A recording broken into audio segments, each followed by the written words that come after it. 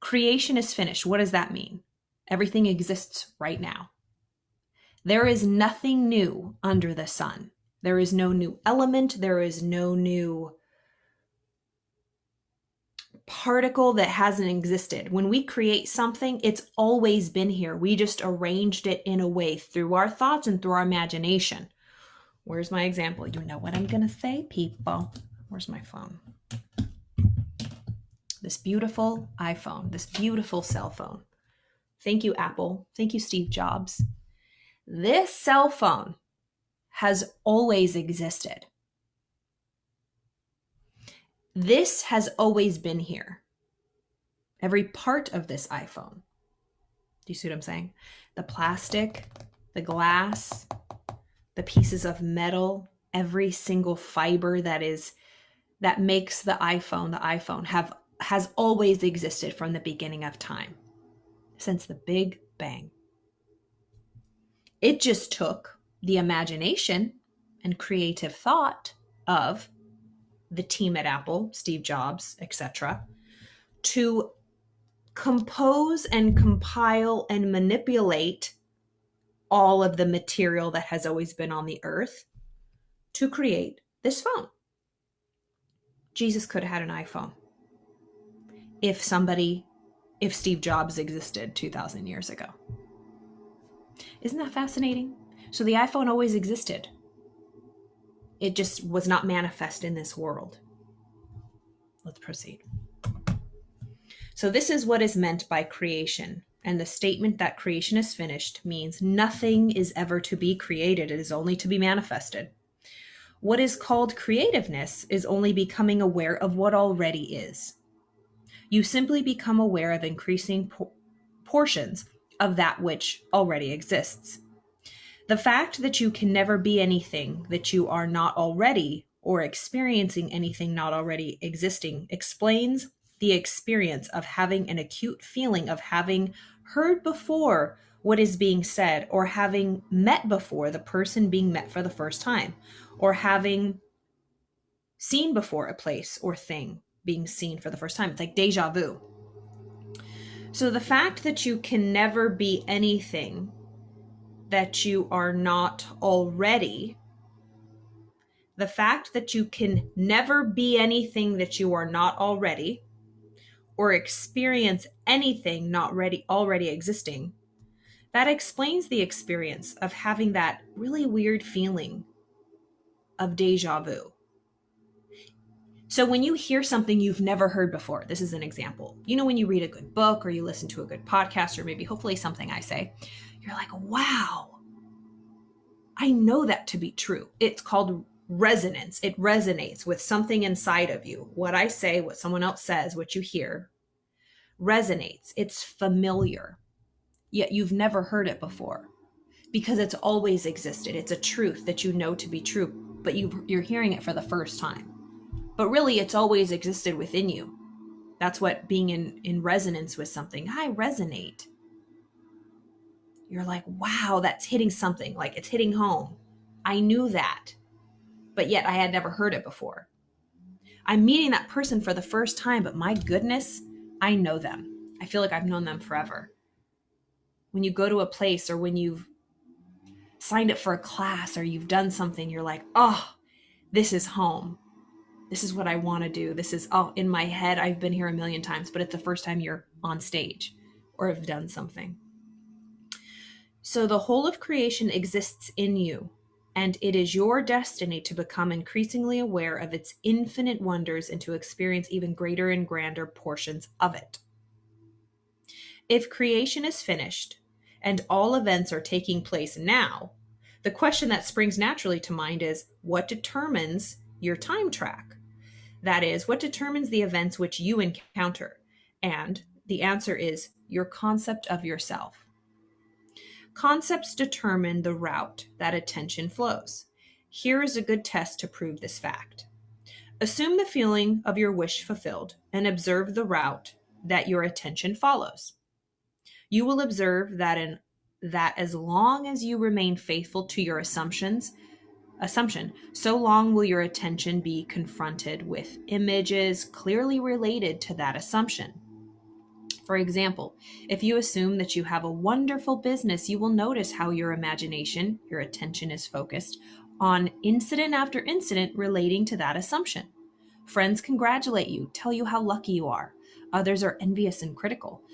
From there, your attention goes to larger offices, bigger bank balances, and many other similarly related events. Persistence in this assumption will result in actually experiencing, in fact, that which you assume. The same is true regarding any concept. If your concept of yourself is that you are a failure, you would encounter in your imagination a whole series of incidences in conformance to that concept. Thus, it is clearly seen how you, by your concept of yourself, determine your present, that is, the particular portion of creation which you now experience, and your future, that is, the particular portion of creation which you will experience.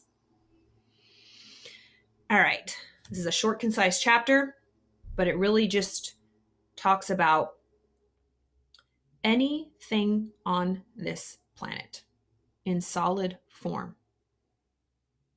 or,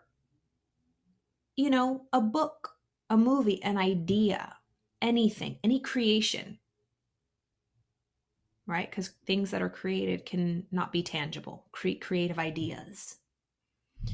But if persisted in, really just focusing on it, it says, you will observe that as long as you remain faithful to your assumption, so long will your attention be confronted with images clearly related. So like our brain, we're a massive computer. We're a supercomputer. We have a Google search engine. Our thoughts is what we type in. So whatever you're thinking, you are typing into the Google search engine, and it within milliseconds will fetch all the images, all the videos, all the articles, everything that proves, complements, confirms that Google search. It can't be any other way. Try it. Go into Google on your phone or your computer and type in tamales.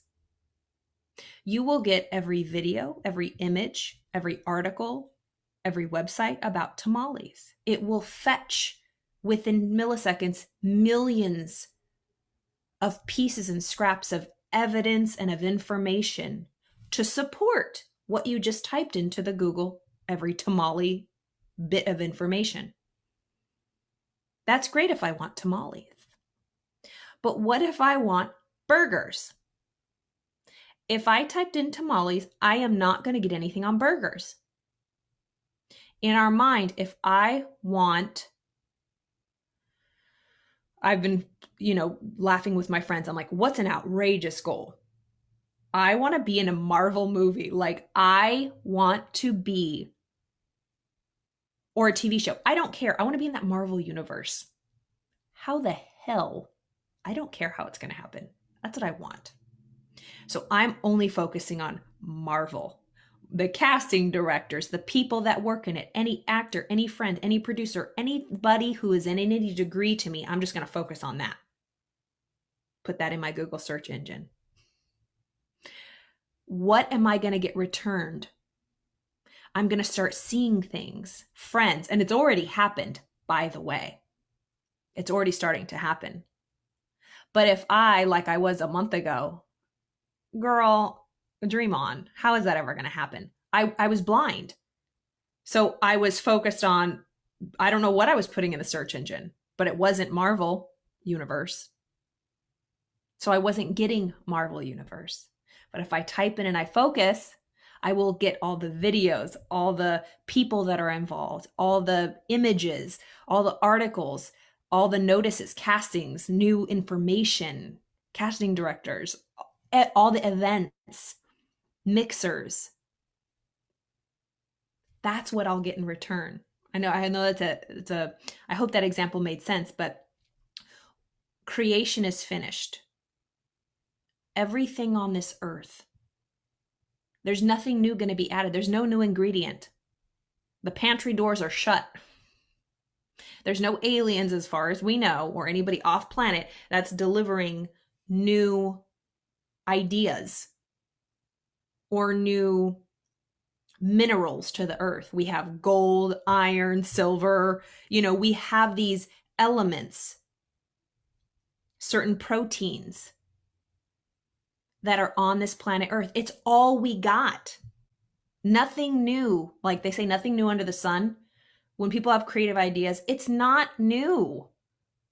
Anybody who teaches anything, who writes anything, a movie, an idea, it's not original. And I know that can be weird. It's like and that's when people get into trouble, when they think they're this creative genius. It's like, I'm sure it existed somewhere on this earth before. Things get recycled. Fashion, music. We have a universal consciousness, like Carl Jung. We have a collective consciousness. And I'm sure you've seen it. If you had an idea and maybe a year you didn't act on it, and then a year later someone else, you're like, damn it, I had that idea.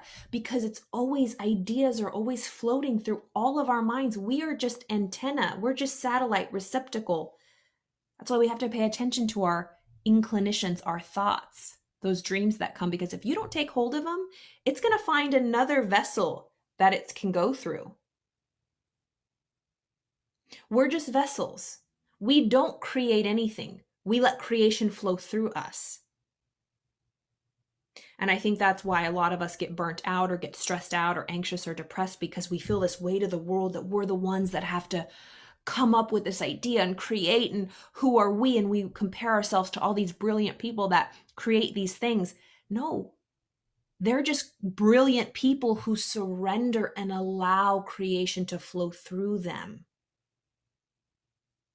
We are the faucet. We are not the water. We are the lamp. We are not the light. Let the light flow through your lamp. And first of all, you got to get plugged in. That's why it's so important to ground yourself daily. Plug in the lamp and then screw in the light bulb. Let it come through you. And that means that you can be an infinite channel. You see some of those people who have like just one hit wonders or one big project and then they just fall apart. Like, how am I ever going to live up to that? Because they think that they're the ones doing it. That's a heavy load to carry.